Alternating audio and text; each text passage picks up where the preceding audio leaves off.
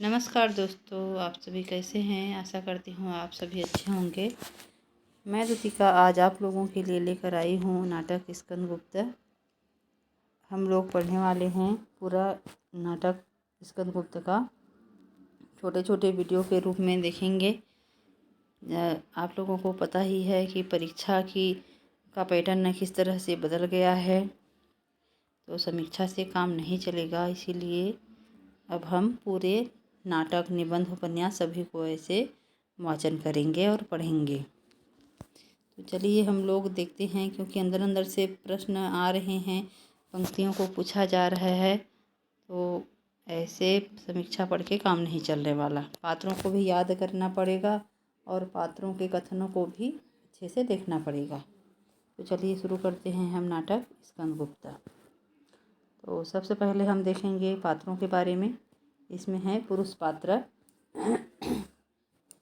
स्कंदगुप्त। युवराज है, विक्रमादित्य भी कहते हैं।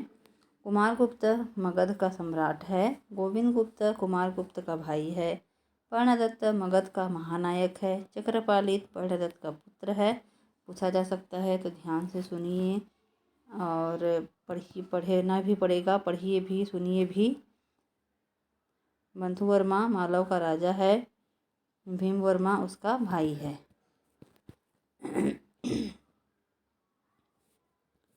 मातृगुप्त काव्यकर्ता कालिदास है। प्रपंच बुद्धि बौद्ध का पालिक है। सर्वनाग अंतर्वेद का विषयपति है।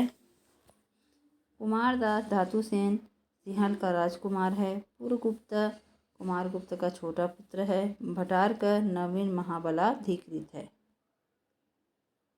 पृथ्वीसेन मंत्री कुमारामात्य खिंगील हूण आक्रमणकारी। मुदगल विदूषक है। प्रख्यात कीर्ति लंका राजकुल श्रमण महाबोधि विहार स्थविर है। और अन्य पात्र भी हैं।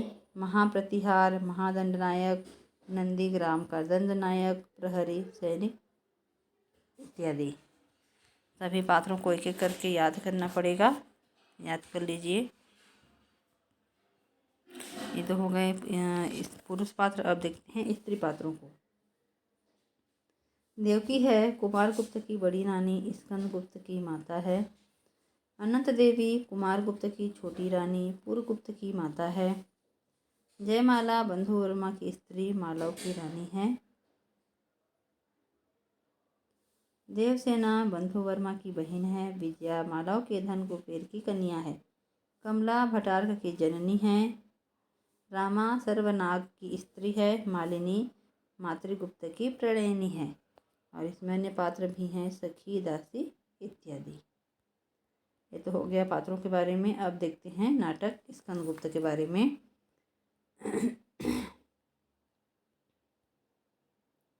तो है यहाँ पर दिया है प्रथम अंक। बहुत यहाँ पर कथनों को याद रखना पड़ेगा कि कैसे किस तरह से बोला गया है। स्टेप बाय स्टेप देखेंगे हम लोग। उज्जैनी में गुप्त साम्राज्य का स्कंधावार। स्कंदगुप्त टहलते हुए, अधिकार सुख कितना मादक और सारहीन है। अपने को नियामक और कर्ता समझने की बलवती स्पृहा उससे बेगार कराती है। उत्सवों में परिचारक और अस्त्रों में ढाल से भी अधिकार लोलुप मनुष्य क्या अच्छे हैं। ठहर कर। और ये कथन किसका है? स्कंदगुप्त का है। तो शुरू में का कथन जो याद रखना है आप लोगों को। तो थोड़ा ठहर कर। वह जो कुछ हो, हम तो साम्राज्य के एक सैनिक हैं। पर्णदस प्रवेश करके, युवराज की जय हो। स्कंदगुप्त आर्य पर्णदत्त को अभिवादन करता हूँ। सेनापति की क्या आज्ञा है? पर्णदत्त मेरी आज्ञा। युवराज आप सम्राट के प्रतिनिधि हैं, मैं तो आज्ञाकारी सेवक हूँ। इस वृद्ध ने गरुड़ ध्वज लेकर आर्य चंद्रगुप्त की सेना का संचालन किया है। अब भी गुप्त साम्राज्य की नासौर सेना में उसी गरुड़ ध्वज की छाया में पवित्र छात्र धर्म का पालन करते हुए उसी के मान के लिए मर मिटूं, यही कामना है। गुप्त कुलभूषण आशीर्वाद दीजिए, वृद्ध पर्णदत्त की माता का स्तन्य लज्जित न हो। अब ये तो हो गया पर्णदत्त का कथन। अब स्कंदगुप्त का कथन है, आर्य, आपकी वीरता की लेखमाला शिप्रा और सिंधु की लोल लहरियों से लिखी जाती है। शत्रु भी उस वीरता की सराहना करते हुए सुने जाते हैं। तब भी संदेह, पर्णदत्त, संदेह दो बातों से है युवराज। अब स्कंदगुप्त कह रहे हैं कि आर्य, आपकी वीरता की लेखमाला। यहाँ पर पूछा जा सकता है कि स्कंदगुप्त में कौन कौन सी नदियों का जिक्र आया है, तो शिप्रा है और सिंधु। फिर अब यहाँ पर फिर पर्णदत्त कहते हैं, संदेह दो बातों से है युवराज। फिर स्कंदगुप्त कहते हैं, वे कौन सी हैं? पर्णदत्त कहते हैं, अपने अधिकारों के प्रति आपकी उदासीनता और अयोध्या में नित्य नए परिवर्तन। स्कंदगुप्त, क्या अयोध्या का कोई नया समाचार है? पर्णदत्त, संभवतः सम्राट तो कुसुमपुर चले गए हैं और कुमारामात्य महाबलाधिकृत वीरसेन ने स्वर्ग की ओर प्रस्थान किया है। स्कंदगुप्त, क्या महाबलाधिकृत अब नहीं है? शोक। पर्णदत्त, अनेक समरों के विजेता महामानी गुप्त साम्राज्य के महाबलाधिकृत अब इस लोक में नहीं हैं। इधर प्रौढ़ सम्राट के विलास की मात्रा बढ़ गई है। स्कंदगुप्त, चिंता क्या आर्य, अभी तो आप हैं, तब भी मैं ही सब विचारों का भार वहन करूं, अधिकार का उपयोग करूं, वह भी किस लिए?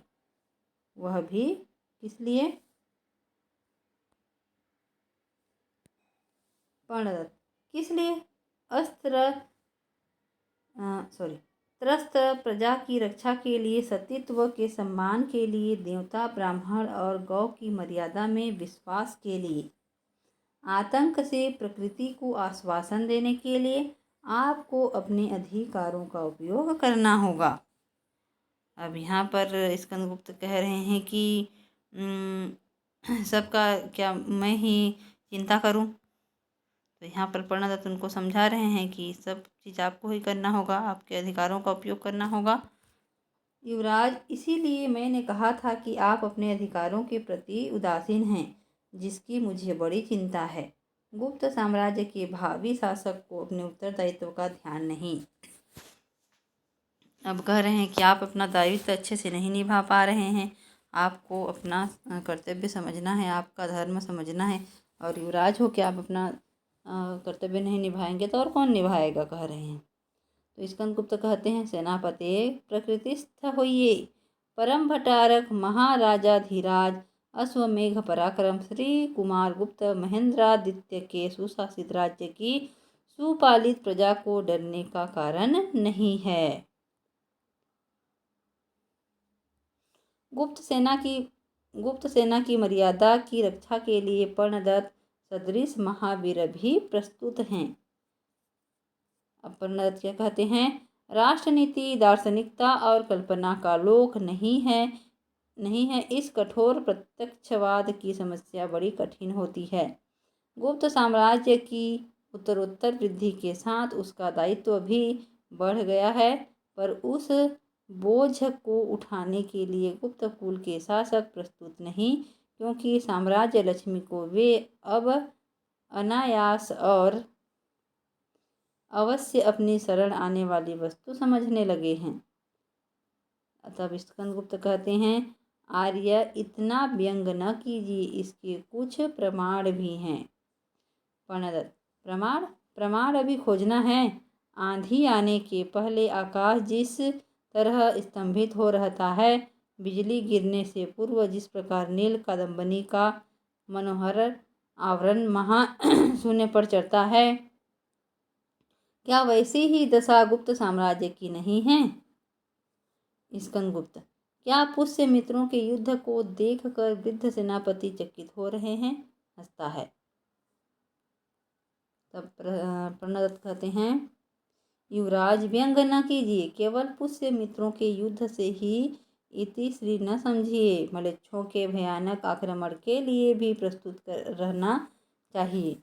चरों ने आज ही कहा है कि कपीसा को श्वेत हूणों ने पदाक्रांत कर लिया।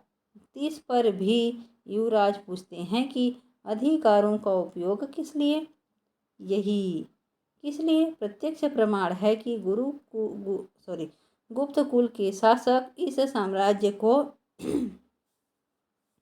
गले पड़ी वस्तु समझने लगे हैं। फिर यहाँ पर चक्रपालित का प्रवेश होता है। देखिए अब इतनी दूर तक पर्णदत्त और स्कंदगुप्त का ही वार्तालाप हो रहा था। अब यहाँ से नया पात्र आ रहा है। कौन? चक्रपालित। चक्रपालित देख कर, अरे युवराज भी यही हैं, युवराज की जय हो। स्कंदगुप्त, आओ चक्र, आर्य पर्णदत्त ने मुझे घबरा दिया है। चक्रपालित, पिताजी प्रणाम, कैसी बात है? अब ये चक्रपालित कौन है? पर्णदत्त का पुत्र है। पर्ण, कल्याण हो, आयुष्मान। तुम्हारे युवराज अपने अधिकारों से उदासीन हैं। वे पूछते हैं अधिकार किस लिए? चक्रपालित, तात इस किस लिए का अर्थ मैं समझता हूँ। पर्णदत्त, क्या? चक्रपालित, गुप्त कुल का अव्यवस्थित उत्तराधिकार नियम। स्कंदगुप्त, चक्र सावधान, तुम्हारे इस अनुमान का कुछ आधार भी है? चक्रपालित, युवराज यह अनुमान नहीं है, यह प्रत्यक्ष सिद्ध है।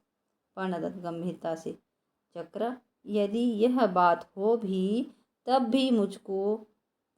भी तुझको ध्यान रखना चाहिए कि हम लोग साम्राज्य के सेवक हैं। असावधान बालक अपनी चंचलता को विष वृक्ष का बीज न बना देना। फिर स्कंदगुप्त कहते हैं, आर्य पर्णदत्त क्षमा कीजिए, हृदय की बातों को राजनीतिक भाषा में व्यक्त करना चक्र नहीं जानता। पर्णदत्त, ठीक है, किंतु उसे इतनी शीघ्रता नहीं करनी चाहिए। देख कर चर आ रहा है, कोई युद्ध का नया समाचार है क्या? यहाँ पर चर का प्रवेश होता है। युवराज की जय हो। पर्ण, क्या समाचार है? चर, अब की बार पुष्य मित्रों का अंतिम प्रयत्न है। वे अपनी समस्त शक्ति संकलित करके बढ़ रहे हैं। नासिर सेना के नायक ने सहायता मांगी है। 10 पुर से भी दूत आया है। स्कंदगुप्त, अच्छा, जाओ उसे भेज दो। चर जाता है। 10 पुर के दूत का प्रवेश। युवराज भट्टारक की जय हो। स्कंदगुप्त, मालवपति सकुशल हैं। दूत, कुशल आपके हाथ है। महाराज विश्वकर्मा का शरीरांत हो गया है। नवीन नरेश महाराज बंधुवर्मा ने साभिवादन श्री चरणों में संदेश भेजा है। स्कंदगुप्त, खेद, ऐसे समय में जब कि हम लोगों को मालवपति से सहायता किया, साथ ही वह स्वयं कौटुंबिक आपत्तियों में फंस गए हैं। दूत, इतना ही नहीं, शक राष्ट्रमंडल चंचल हो रहा है। नवागत मलच्छ वाहिनी से सौराष्ट्र भी पदाक्रांत हो चुका है। इसी कारण पश्चिमी मालव भी सुरक्षित नहीं रहा। स्कंदगुप्त पर्णदत्त की ओर देखते हैं। पर्ण, वल्लभी का क्या समाचार है? दूत, वल्लभी का पतन अभी रुका है, किंतु बर्बर हूणों से उसका बचना कठिन है। मालव की रक्षा के लिए महाराज बंधुवर्मा ने सहायता मांगी है। 10 पुर की समस्त सेना सीमा पर जा चुकी है। स्कंदगुप्त, मालव और शक युद्ध में जो संधि गुप्त साम्राज्य और मालव राष्ट्र में हुई है, उसके अनुसार मालव की रक्षा गुप्त सेना का कर्तव्य है।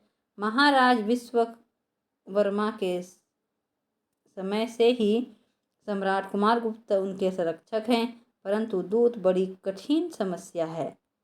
ये अपनी समस्या बता रहे हैं। दूत, विषम व्यवस्था होने पर भी युवराज साम्राज्य ने संरक्षकता का भार लिया है। पर्णदत्त, दूत, क्या तुम्हें विदित नहीं है कि पुष्य मित्रों से हमारा युद्ध चल रहा है? दूत, तब भी मालव ने कुछ समझकर किसी आशा पर ही अपनी स्वतंत्रता को सीमित कर लिया था।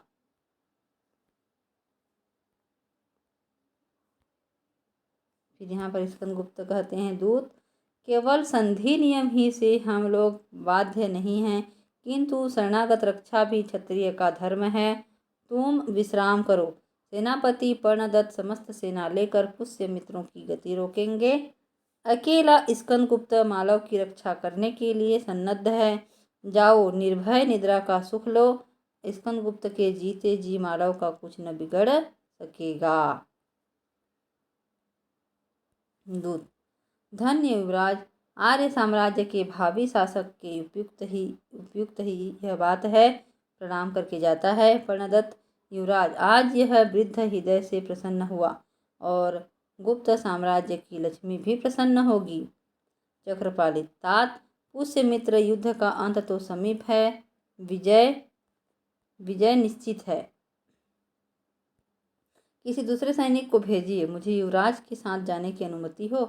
स्कंदगुप्त, नहीं चक्र, तुम विजयी होकर मुझसे मालव में मिलो। ध्यान रखना होगा कि राजधानी से अभी कोई सहायता नहीं मिलती। हम लोगों को इस आसन्न विपद में अपना ही भरोसा है। पर्णदत्त, कुछ चिंता नहीं युवराज, भगवान सब मंगल करेंगे। चलिए विश्राम करें। स्कंदगुप्त कुसुमपुर के राजा, राजमंदिर से में सम्राट कुमारगुप्त और उनके परिषद। यहाँ पर कुसुमपुर के राजमंदिर का वर्णन है। यहाँ से अब धातुसेन का प्रवेश हो रहा है। धातुसेन, परम भट्टारक, आपने भी स्वयं इतने विकट युद्ध किए हैं। मैंने तो समझा था राज सिंहासन पर बैठे बैठे राजदंड हिला देने से ही इतना बड़ा गुप्त साम्राज्य स्थापित हो गया था। परंतु कुमारगुप्त हंसते हुए, तुम्हारी लंका में अब राक्षस नहीं रहते, क्यों धातुसेन? धातुसेन, राक्षस यदि कोई था तो विभीषण, और बंदरों में भी एक सुग्रीव हो गया था। दक्षिणापथ आज भी उनकी करनी का फल भोग रहा है। परंतु हाँ, एक आश्चर्य की बात है कि महामान्य परमेश्वर परम भट्टारक को भी युद्ध करना पड़ा। रामचंद्र ने तो सुना था जब वे युवराज भी न थे तभी युद्ध किया था, सम्राट होने पर भी युद्ध। कुमारगुप्त, युद्ध तो करना ही पड़ता है, अपनी सत्ता बनाए रखने के लिए यह आवश्यक है। धातुसेन, अच्छा, तो स्वर्गीय आर्य समुद्रगुप्त ने देवपुत्रों तक का राज्य विजय किया था, तो उनके लिए परम आवश्यक था। क्या पाटलिपुत्र के समीप ही वह राष्ट्र था? कुमारगुप्त, तुम भी बाली की सेना में से कोई बचे हुए हो? धातु, परम भट्टारक की जय हो। बाली की सेना न थी और वह युद्ध न था। जब उसमें लड्डू खाने वाले सुग्रीव निकल पड़े तब फिर। तो ध्यान रखिए, पूछा जा सकता है कि स्कंदगुप्त में और कौन से कहानी का वर्णन है। तो रामायण का वर्णन, यहाँ पर रामचरितमानस का वर्णन हो रहा है। कुमारगुप्त, क्यों? धातुसेन, उनकी बड़ी सुंदर ग्रीवा में लड्डू अत्यंत सुशोभित होता था, और सबसे बड़ी बात तो थी बाली के लिए उनकी तारा का मंत्रित्व। सुना है सम्राट, स्त्री की मंत्रणा बड़ी अनुकूल और उपयोगी होती है, इसीलिए उन्हें राज्य की झंझटों से शीघ्र छुट्टी मिल गई। परम भट्टारक की दुहाई, एक स्त्री को मंत्री आप भी बना लें।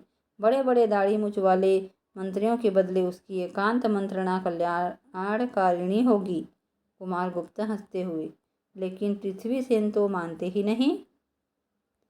धातुसेन, तब मेरी सम्मति में वे ही कुछ दिनों के लिए स्त्री हो जाएं, क्यों कुमारामात्य जी? पृथ्वीसेन, पर तुम तो स्त्री नहीं हो जो मैं तुम्हारी सम्मति मान लूं। कुमारगुप्त हंसता हुआ, हाँ, तो आर्य समुद्रगुप्त को विवश होकर उन विद्रोही विदेशियों का दमन करना पड़ा, क्योंकि मौर्य साम्राज्य के समय से ही सिंधु के उस पार का देश भी भारत साम्राज्य के अंतर्गत था। जगद्विजेता सिकंदर के सेनापति सिलूकस से उस प्रांत को मौर्य सम्राट चंद्रगुप्त ने लिया था। धातुसेन फिर तो लड़कर ले लेने की एक परंपरा सी लग जाती है। उन्होंने उनसे ऐसे ही लेते चले आए हैं। उसी प्रकार आर्य। कुमारगुप्त तुम समझते नहीं, मनु ने इसकी व्यवस्था दी है। धातुसेन नहीं धर्मावतार, समझ में तो इतनी बात आ गई कि लड़कर ले लेना ही एक प्रधान स्वत्व है। संसार में इसी का बोलबाला है। भटारक नहीं तो क्या रोने से भीख मांगने से कुछ अधिकार मिलता है? जिसके हाथों में बल नहीं उसका अधिकार ही कैसा? और यदि मांग कर मिल भी जाए तो शांति की रक्षा कौन करेगा? अब यहाँ पर मुद्गल का प्रवेश हो रहा है।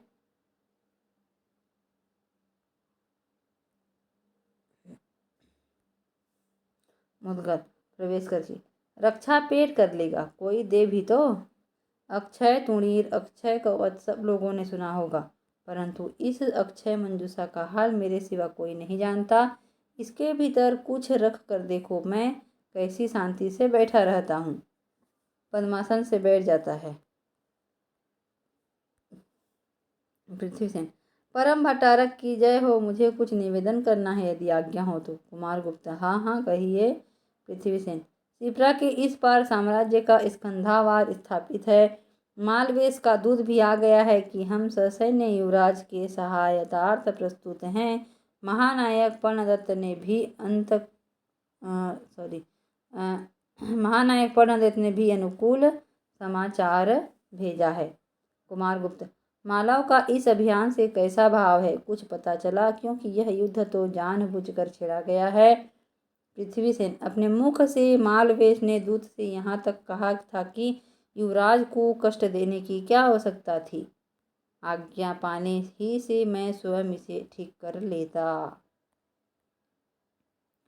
कुमारगुप्त महासंधि विग्रहिक साधु, यह वंश परंपरागत तुम्हारी ही विद्या है। पृथ्वीसेन सम्राट के चरणों का प्रताप है। सौराष्ट्र से भी नवीन समाचार मिलने वाला है, इसीलिए युवराज को वहां भेजने का मेरा अनुरोध था। भटारक सौराष्ट्र की गतिविधि देखने के लिए एक रणदत्त सेनापति की आवश्यकता है। वहाँ शक राष्ट्र बड़ा चंचल अथच भयानक है।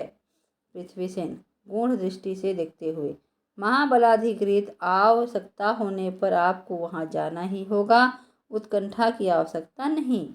भटारक नहीं, मैं तो। कुमारगुप्त कहते हैं महाबलाधिकृत तुम्हारी स्मरणीय सेवा स्वीकृत होगी, अभी आवश्यकता नहीं। धातुसेन हाथ जोड़कर यदि दक्षिणापथ पर आक्रमण का आयोजन हो तो मुझे आज्ञा मिले। मेरा घर पास है, मैं जाकर स्वच्छंदता पूर्वक लेट रहूँगा। सेना को भी कष्ट न होने पावेगा। सब हंसते हैं। मुद्गल जय हो देव। पाकशाला पर चढ़ाई करनी हो तो मुझे आज्ञा मिले, मैं अभी उसका सर्व स्वांत कर डालूं। फिर सब हंसते हैं। गंभीर भाव से अभिवादन करते हुए एक ओर पृथ्वीसेन और दूसरी ओर भट्टारक का प्रस्थान। कुमार मुद्गल तुम्हारा कुछ? मुद्गल महादेवी ने प्रार्थना की है कि युवराज भट्टारक की कल्याण कामना के लिए चक्रपाणि भगवान की पूजा को सब सामग्री प्रस्तुत है। आर्यपुत्र कब चलेंगे? यहाँ पर मुद्गल कह रहा है कि महादेवी ने प्रार्थना की है कि युवराज भट्टारक की कल्याण कामना के लिए चक्रपाणि भगवान की पूजा की सब सामग्री प्रस्तुत है। आर्यपुत्र कब चलेंगे?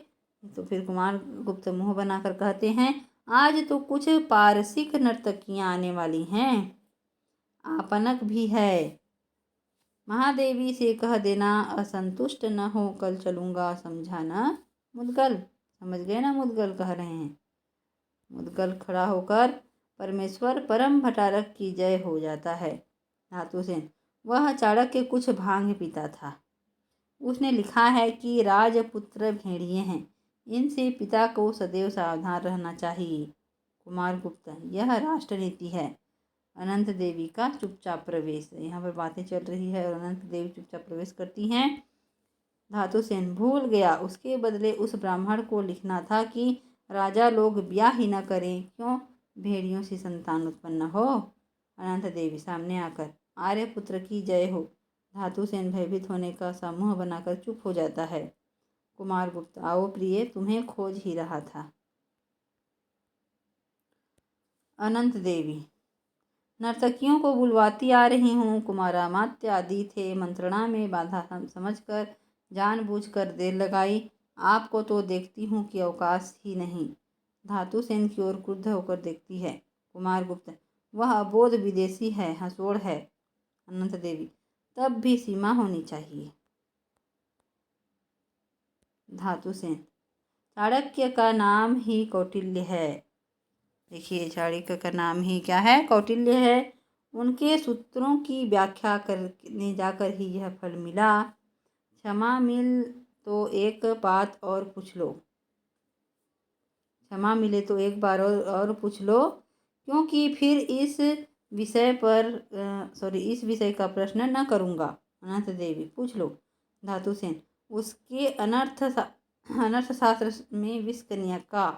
कुमारगुप्त डांट कर, चुप रहो। नर्तकियों का गाते हुए प्रवेश।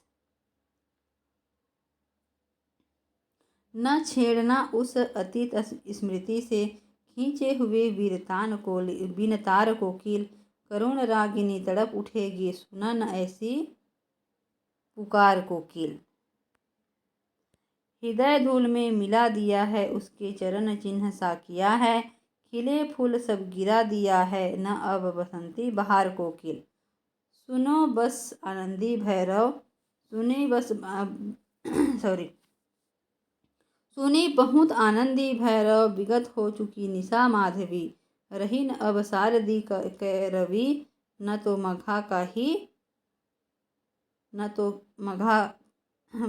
मघा की फुहार कोकिल। न खोज पागल मधुर प्रेम को, न तोड़ना और के नेम को। बचा विरह मौन के क्षेम को, कुचाल अपनी सुधार कोकिल। यहाँ पर नर्तकियों का प्रवेश होता है और यहीं पर फिर से पट परिवर्तन होता है। तो आज के लिए इतना तक ही वीडियो रखते हैं, क्योंकि ज़्यादा बनाएंगे तो वीडियो बड़ी हो जाएगी। ऐसे छोटे छोटे टुकड़ों में हम लोग स्कंदगुप्त नाटक को समाप्त करेंगे पढ़ के। स्कंदगुप्त नाटक बहुत ही अच्छा है दोस्तों। तो चलिए, धन्यवाद। मैं आप लोगों को मिलती हूँ इसके अगले भाग में। धन्यवाद दोस्तों।